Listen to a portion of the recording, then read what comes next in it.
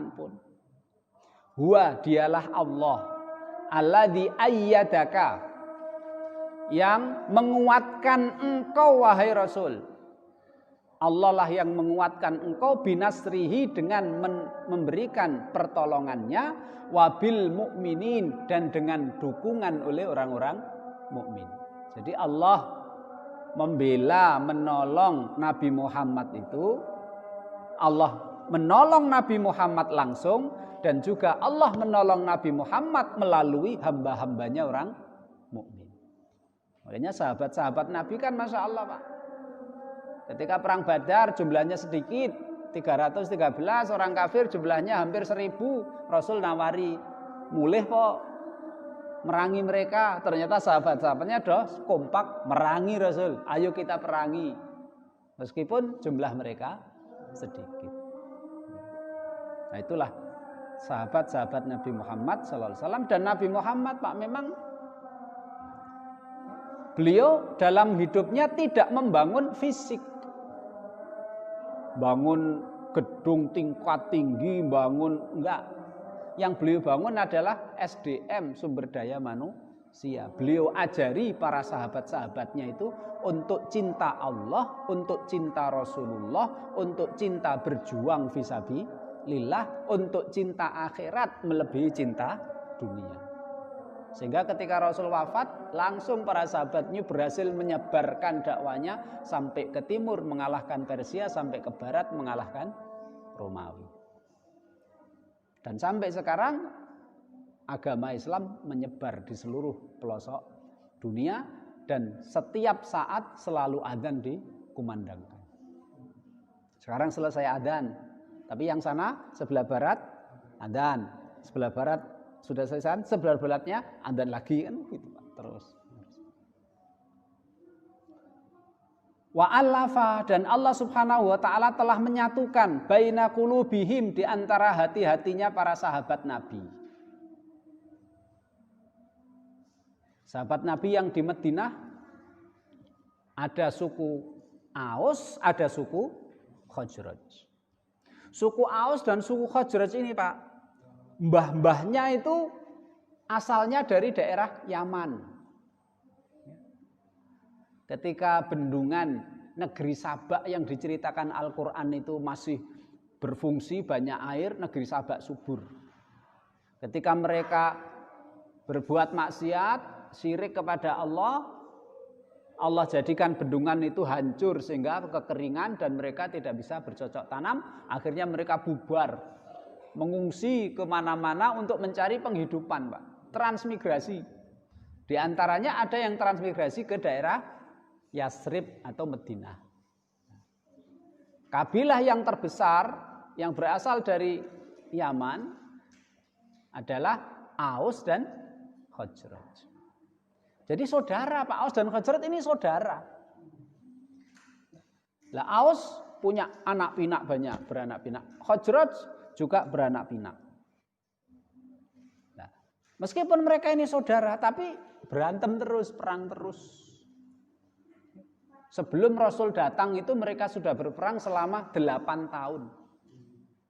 Wong Yahudi yang tinggal di Madinah bukan berusaha untuk melerai Pak, neng terus ngompori, memanfaatkan pertikaian untuk keuntungan ekonomi.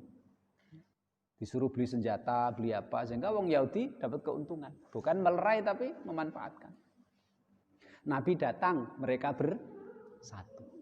Nabi datang, mereka bersatu.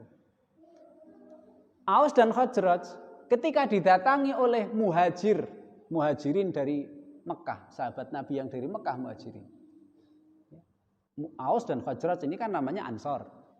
Sedangkan dari Madinah sahabat Nabi yang hijrah namanya Muhajirin. Muhajirin dan Ansor pun bersatu padu, saling mencintai. Hatinya mereka bersatu karena Allah Subhanahu wa taala. Siapa yang menyatukan? Wa allafa baina qulubihim. Allah lah yang menyatukan hati mereka. Lau anfaqta ma fil ardi jami'an. Seandainya engkau Rasul menginfakkan harta yang ada di bumi ini semuanya, kamu berikan kepada Aus, kamu berikan kepada Khazraj, kamu berikan kepada orang Muhajirin. Supaya dengan harta yang kamu berikan kepada mereka itu mereka bisa bersatu hatinya. Ma'allafta baina qulubihim. Tidak akan mampu menyatukan hati mereka. Karena yang menyatukan hati itu bukan harta. Yang menyatukan hati itu adalah Allah Subhanahu wa ta'ala. Walakinnallaha allafa bainahum. Akan tetapi Allah lah yang menyatukan hati mereka. Innahu azizun hakim. Sesungguhnya Allah maha perkasa lagi maha bijaksana. Ya tak Pak? Nah, kadang-kadang kita lihat ini di luar konteks tafsir ya. Kita lihat di masyarakat itu saudara-saudaranya anak. Jadi seorang tua punya anak. Ketika orang tua itu masih prihatin, anaknya do rukun-rukun Pak. Tapi ketika orang tuanya kaya, warisane akeh, piye Pak? Tambah rukun apa tambah piye? Nah, ya Pak ya. Masyarakat juga gitu, ketika masyarakat itu do pas-pasan, do prihatin itu ya enak gitu. Diajak apa-apa do gelem gitu. Nah, tapi ketika sudah harta sudah pada sugih-sugih, sudah kaya-kaya itu kadang-kadang susah diatur. Karena yang menyatukan itu bukan harta. Yang menyatukan hati itu Allah Subhanahu wa ta'ala.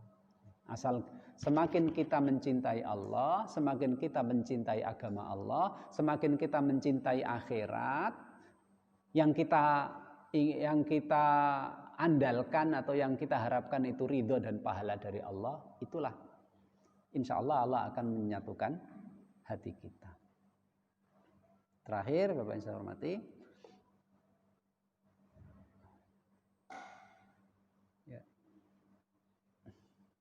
Rasulullah Bapak Ibu saya hormati ketika selesai perang Hunain, Fathu Makkah, terus perang Hunain, pulang dari perang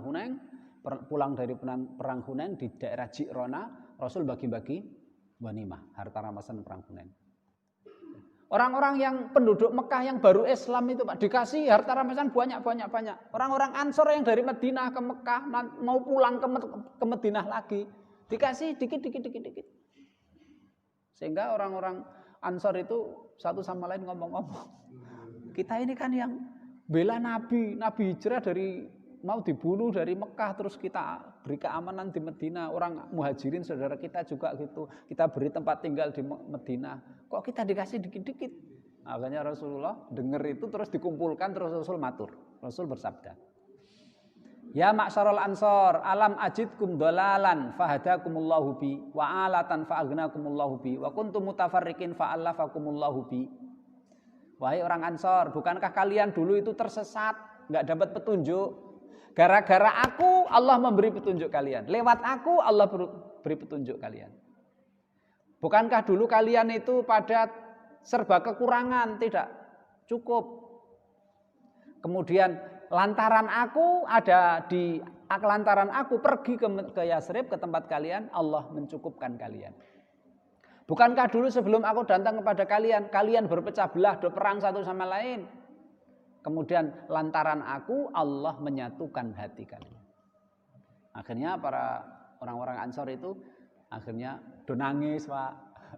Rasul bersabda, seandainya orang Muhajirin, orang yang baru masuk Islam itu saya tak kasih ghanimah yang banyak-banyak itu pergi ke arah sana, dan orang Ansor pergi ke arah lain, aku akan ikut orang Ansor.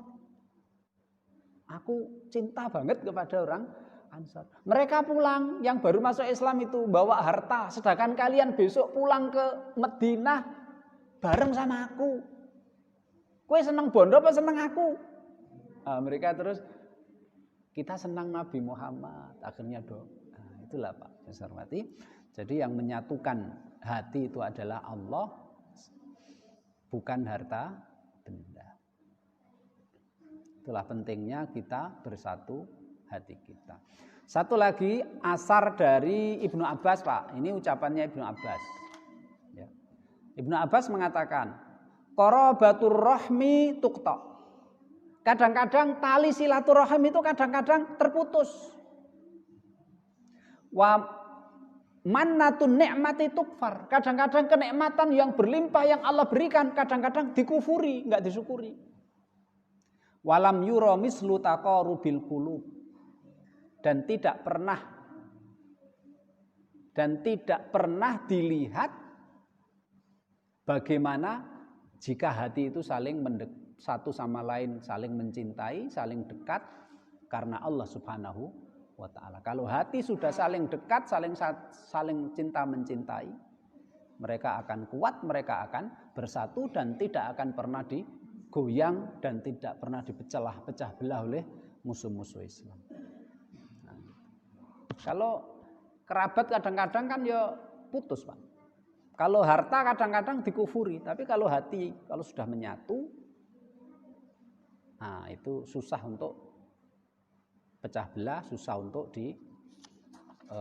pecah belah. Demikian Bapak Ibu, saya hormati.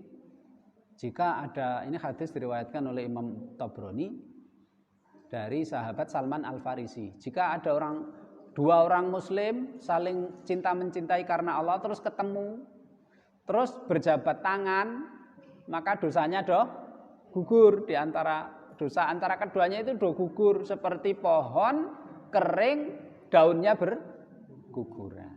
Nah itu dianjurkan untuk jabat tangan. Salam terus jabat tangan. Subhanakallahumma bihamdika asyhadu an la ilaha illa anta astaghfiruka wa atubu ilaik. Assalamualaikum warahmatullahi taala wabarakatuh.